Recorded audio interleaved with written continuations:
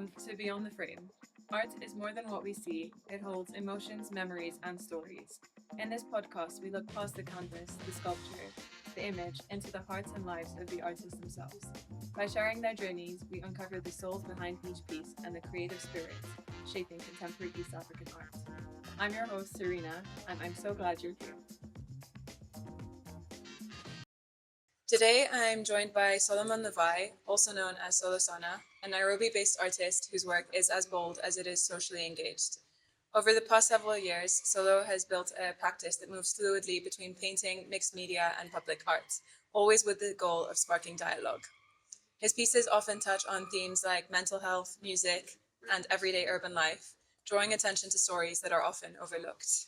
Welcome, Solo. I'm so excited to have you here Me to too. dive into your journey. Thank you. Thank you Um, for coming by. Thank you. Yeah. Can you take us, to begin with, can you take us back to the beginning? What drew you to art in the first place?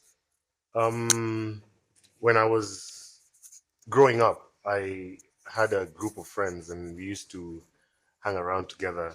A friend of mine called Chris and another guy called Hussein.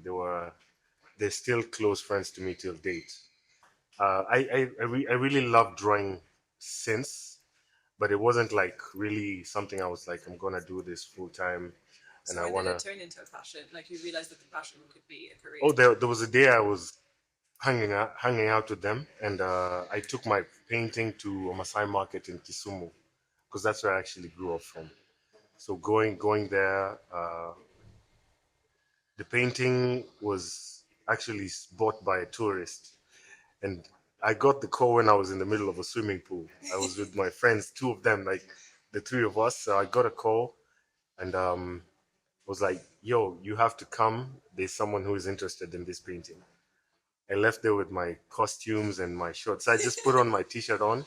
I hopped on a bike and I went. So I went. I actually sold that piece at a very cheap price, and I'm still regretting it today.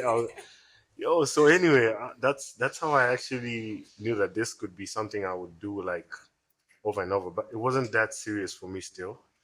But that's when I realized that this is something that pays off. Yeah. That's a very uh, intimate story for me. So when did you make the move from Kisumu to Nairobi then? In college now. So in college, I went to an art school. It's called Buruburu Institute of Fine Arts, and that school was an eye opener. So my late aunt, rest in peace to her, she paid up for my whole tuition and my whole sessions in the college. And when she did that, she incorporated it with my mom. And when I joined in, they actually supported me a lot. So I actually just found myself trying to maneuver into the Nairobi art scene, and I met another friend called Jude. Jude took me to another guy called Patrick Mukabi.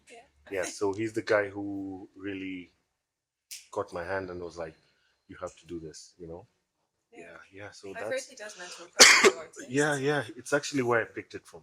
Nice. Picked it from him. Sorry, I picked it from him, and that's where the whole mentoring thing came by. And so taking it back to that first painting that you Yeah. sold in Kisumu, Yeah. what style of art was it? Like, can Oh, you it was describe the it was painting? it was a hatching technique I did in biro, but it was done in black biro. It was a rhino, and it was walking in the middle of a dry dry land. It was in dry land.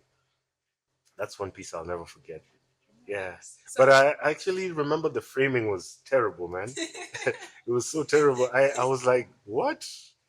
Yeah. and how did you make the move from Biro and from the Rhino to these sorts I, of I, I pieces? I don't know, man. It's just weird that most of the stars that have actually explored are things that when I tell people I've tried, they won't believe me. But the biro thing was just something that I did.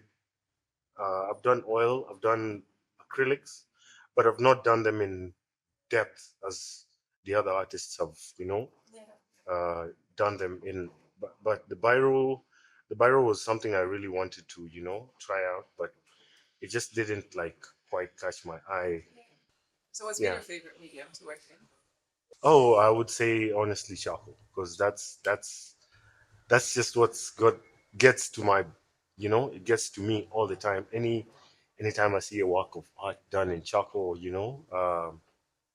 yeah, it just gets me all the time. And that's what you've stuck to quite often in your work. Exactly. And Patrick is the one who actually taught me how to, Nice. who actually made me discover charcoal could be used to, make art. Exactly. Yeah.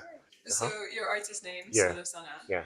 How did that name come about, and how does it reflect your identity as an So artist? solo means one, uh, and sana means craft. So this is my own craft. It's what I really want to be known for. It's my own thing. Like I don't want to copy it from anyone. I don't want to do what any other person does. I mean, there's nothing new under the sun, but this is my own style craft. So you move a lot between your like painting, mixed media, your charcoal work, Yeah. and sometimes public art. Yeah. How do you decide which medium best tells the story that you want to share through your work?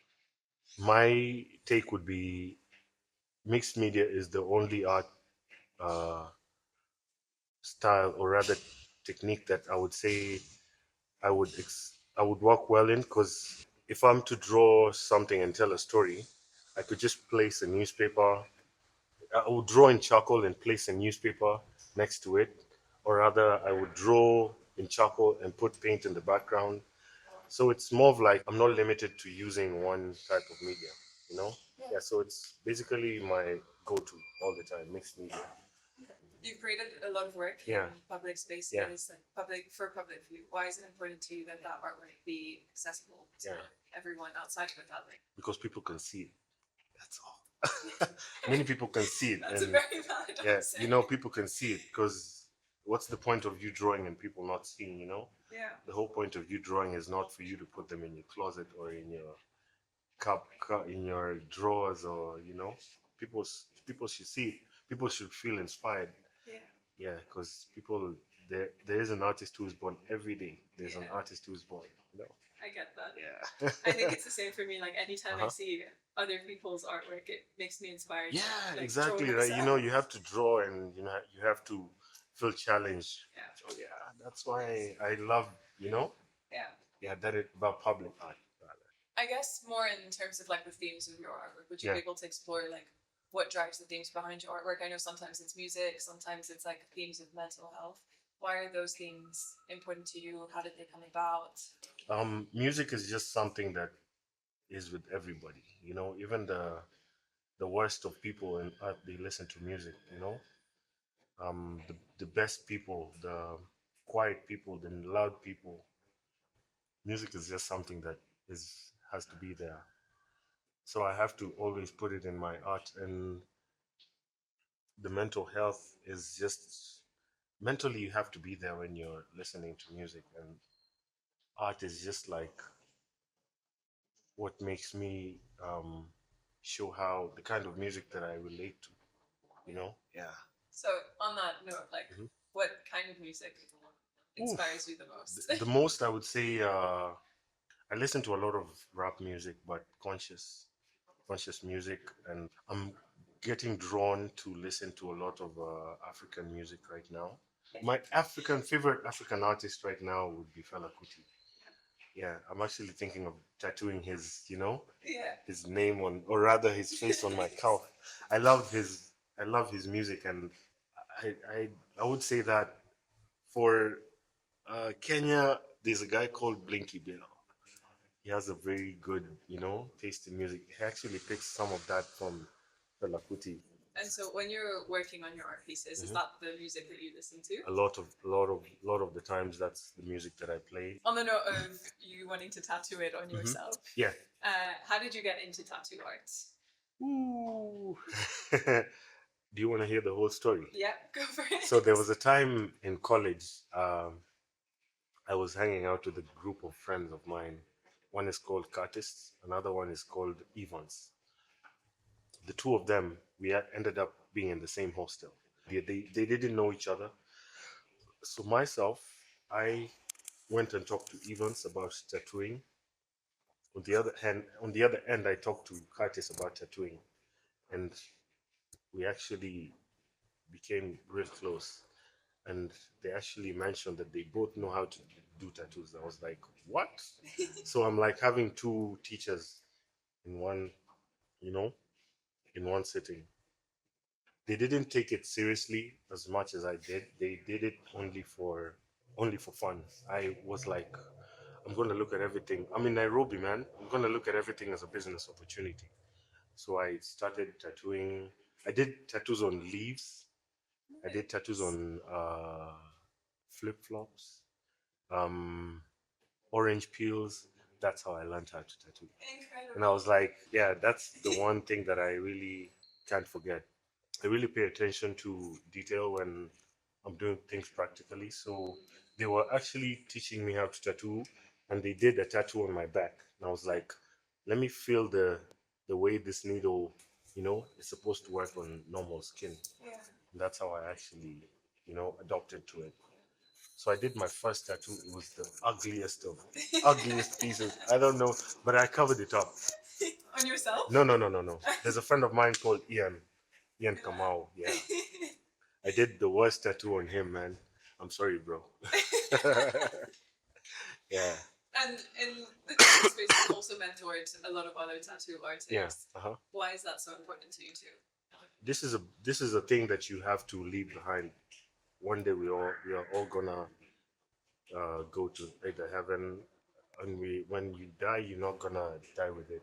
You're gonna leave it behind, and it's gonna grow, and it's gonna grow. So to where my potential can reach, that is what I can teach and leave behind. I want to leave a legacy where people not just know me because I am a good tattoo artist or a good artist. I want people to be like, this guy knew this is not gonna die with him. It's gonna be here even after he dies. Yeah. Love that. Thank you. Do you approach tattooing differently from painting? What is the process behind it? I don't want to lie to you. Yes, I approach it very differently. But right now, there's actually a style I'm trying to develop, and I want to make it more of my own style. So Is that in the tattoo or the artwork? the tattoos, yeah. So the artwork, mostly I'm known for scribbling when I draw. When I draw, I scribble a lot, and that's how I create my effects. For tattooing, um, I want to say the way I'm gonna approach it right now is gonna be more of like an abstract type of way. There's a technique that I actually do in drawing. I draw abstract faces sometimes, so I want to incorporate that into tattooing as well. So if someone comes to my station, they would be like, this could be a good tattoo.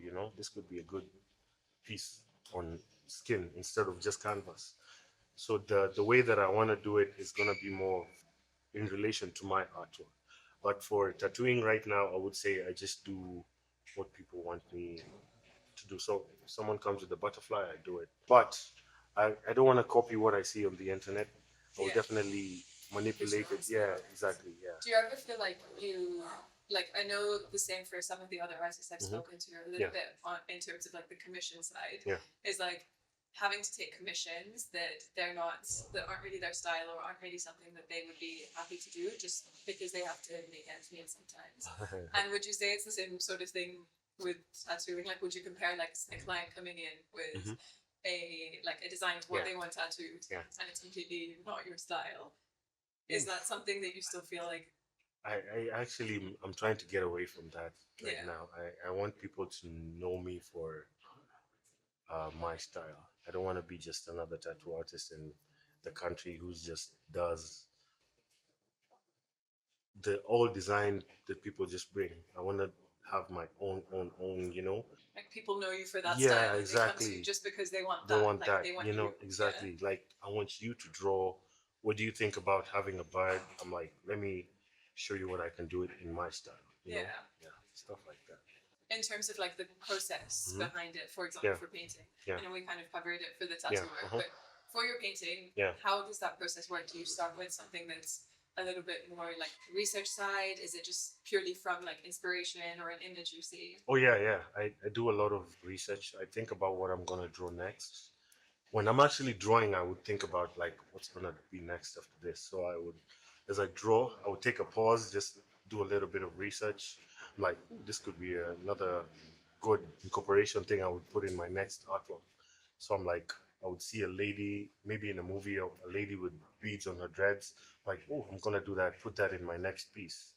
I'm gonna put a bandana in my next piece, because I've just seen it in, maybe a client walks in. I'm like, ooh, this could be a good thing for my next artwork. And you mix different things as well. So, like, say for example, you see one person with a bandana, and Oh another yeah, person. yeah. Sometimes I actually overdo it. I'm like, oh no, no, no, no, this is too much.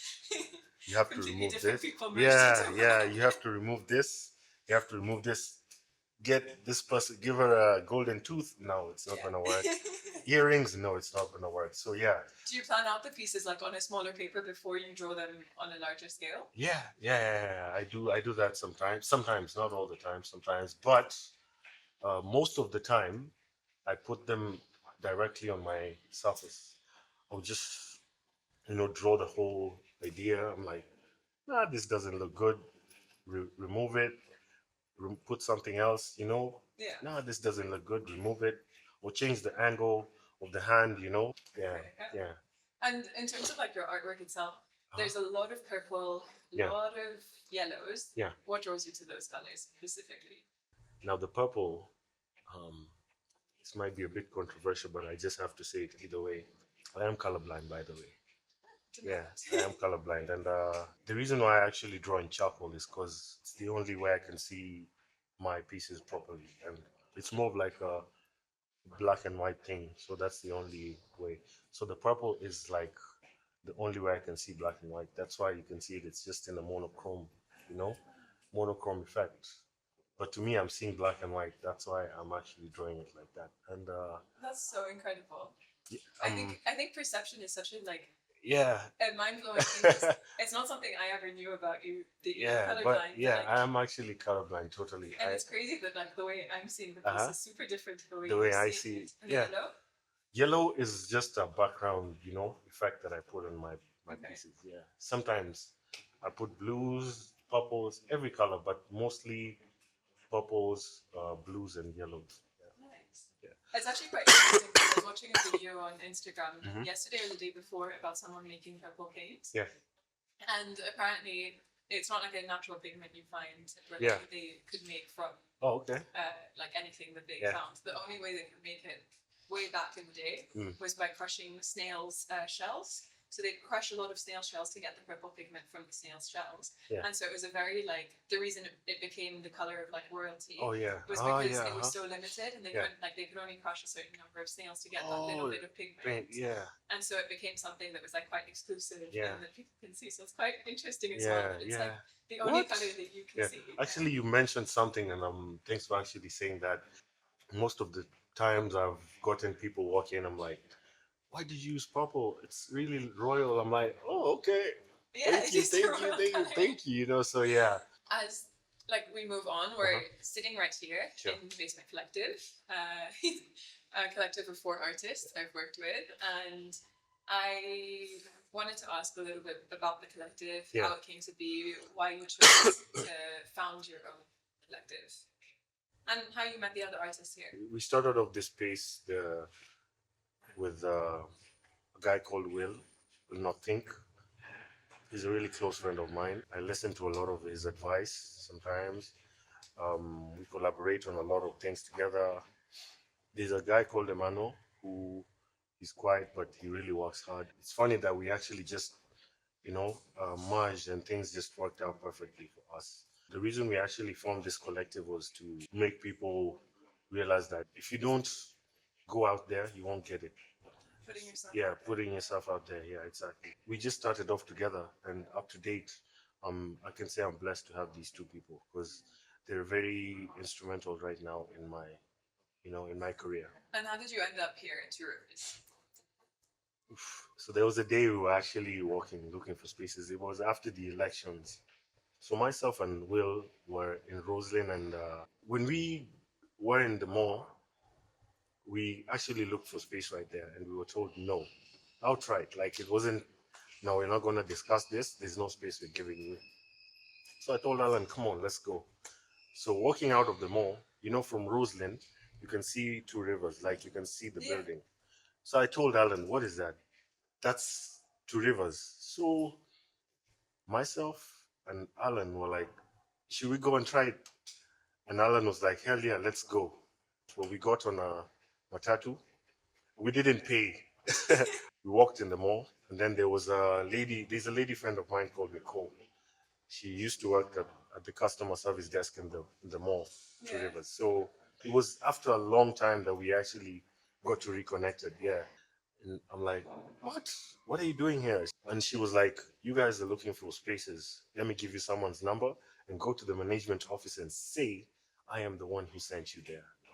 That's actually how we ended up getting the space. But if I'm to tell you the truth, our studio was looking like hell, man. This space that you're seeing right now, it's totally different from what we found when we got this space. And does the name come from the fact that it's in the Yeah, actually, it was funny that we were actually looking for the names when we were in the mall. We still hadn't physically gotten the space yet, but we had seen the space. It was in the basement, and that's how the name came by. Because we were like, "What do you think about the collective? What do you think about this collective?" And it was like, "What do you think about Basement Art Collective?" I like it. Ooh. It fits, yeah. That fits. That fits, and yeah, let's do it. So do you mentor artists? Yeah, we do. Alan mentored a couple of artists. Emmanuel does, and I'm trying to restart my own journey of mentoring, young lady tattoo artists. And in terms of mentoring them, is it just in the art itself, or is it in the business I, of? right now, myself, I would say art mostly because in business you always learn everything. You always learn things as you go by. Right? And how do you imagine this collective growing? What do you imagine it being in the future? Oh, you watch. Just wait and watch. It's gonna be a big thing. I'm gonna say that we are blessed to be here. We really wanna give young people opportunities to, show what they have Yeah. to the world. Yeah. It's such a good initiative as well. I love that. Thank you. I think it's one of my favorite things Uh-huh. about like the Kenyan art space is like Yeah. the mentorship. So many Uh-huh. artists mentor other artists. Yeah, It's yeah, like exactly. that's how they learn more. Exactly, yeah. It's super Yeah. incredible. Thank you. What have been the biggest challenges in your career in even setting up the collective, personally and as a collective? Sometimes we do disagree on a lot of things that we talk about in the collective, but we actually make we must find a solution to them. We can't just let them, run over us all the time. We have to find a solution anytime we're talking about the collective. When we have these challenges internally, we make sure it doesn't go past the door. It has to be solved, and we have to grow from, the mistakes, even the mistakes that we do collectively to the outside world. We do a lot of mistakes sometimes and come back as a collective and we're like, damn, was this really necessary for us to do? Was this exhibition necessary for us? We're like, oof, this is a great lesson we have to learn from. Yeah.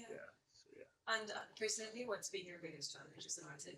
Making art my daily bread because you're not gonna sell every day. Sometimes you're gonna be broke. Yeah. But you're gonna have to learn how to, maneuver around the art industry. You're not just gonna do art. You're gonna do things that are related to art. So you're gonna sell merchandise, stickers, stuff like that. You're not gonna sell every day. Yeah. And sometimes you would be like, you're gonna create and create and create and create, but you're forgetting that you need to have, documents that make your work go to the next level. Passports, stuff like that. You're gonna have to need those things. So it could be a challenge sometimes to artists. Have you ever exhibited internationally? Internationally, yes, twice. Where? There's a gallery called the Aka Gallery, Aka Project, yeah, and there's another guy called Michael Hall. He's trying to open up like a Kenyan US based art exchange program, and he's trying to open up a gallery right now. So I sent a couple of pieces to him, and I'm still waiting for him to just like launch it, and we're good to go. And just to sort of end this round of questions, Uh-huh. if you could dream up your next big project, Uh-huh. like Yeah. regardless of the scale, the Uh-huh. budget, Yeah. Uh-huh. what would it look like? Ooh. a collaborative piece between myself, um, Will, and Emmanuel.